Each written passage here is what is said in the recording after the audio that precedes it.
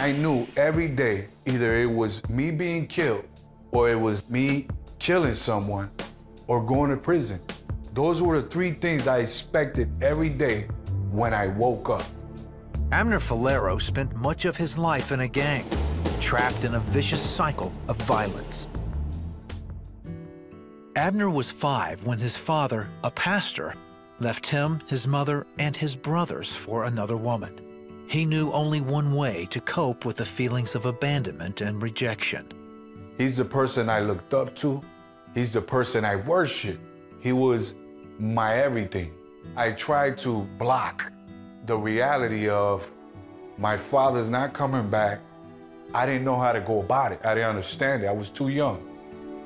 But as Abner watched his mother struggle to provide for her family, he became angry and violent.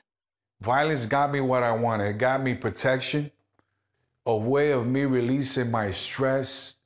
The higher the level, the easier it was for me to sleep at night.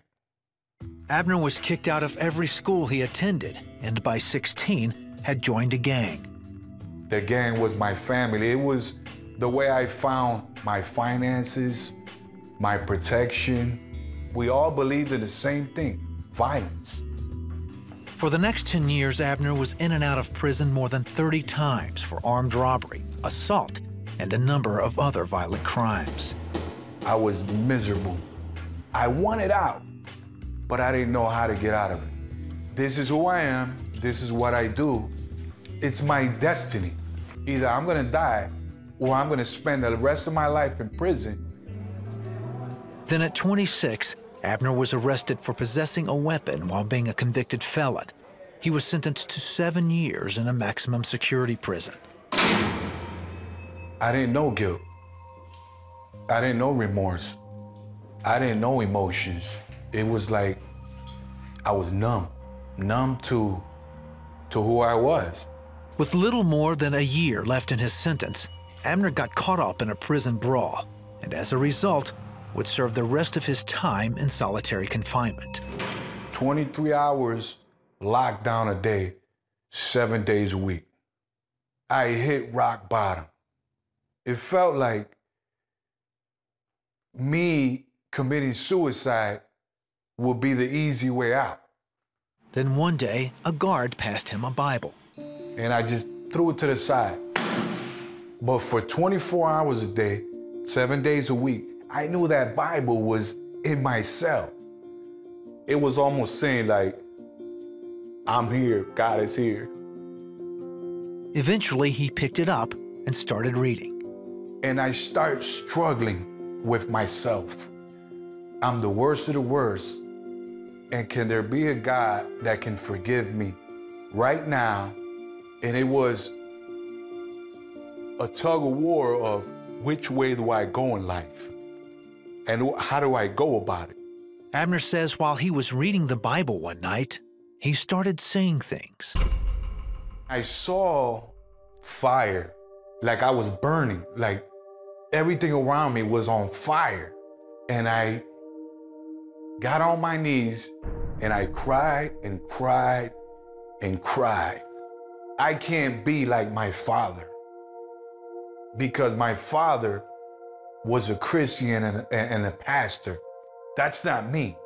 I will never be like my father. And the Lord was calling me and saying, you know, I got you.